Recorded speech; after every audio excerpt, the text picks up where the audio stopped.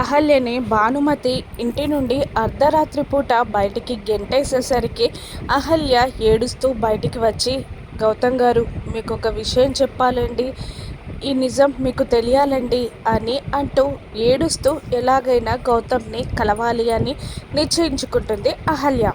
గౌతమ్ ఉన్న room door knock అవుతూ ఉంటుంది. ఎవరో డోర్ కొడుతున్న సౌండ్ అవ్వడంతో గౌతమ్ వెళ్ళి డోర్ ఓపెన్ చేస్తాడు. ఎదురుగా నవ్వుతూ నిలబడిన అహల్యని చూసి ఒక్క నిమిషం షాక్ అవుతాడు గౌతమ్. ఆ తర్వాత చాలా హ్యాపీగా ఫీల్ అవుతూ, అహల్య గారు మీరు లోపలికి రండి అహల్య గారు అని అంటూ లోపలికి వెళ్ళి ఆ బెడ్ పైనున్న ఫైల్స్ని పక్కన పడేసి సంతోషంగా నవ్వుతూ, అయినా మీరేంటి ఇలా ఇలా వచ్చారేంటండి అహల్య గారు అని గౌతమ్ షాకింగ్గా సంతోషంగా అహల్యని అడుగుతుండగా అది అది అది అని నసుగుతూ ఉంటుంది అహల్య.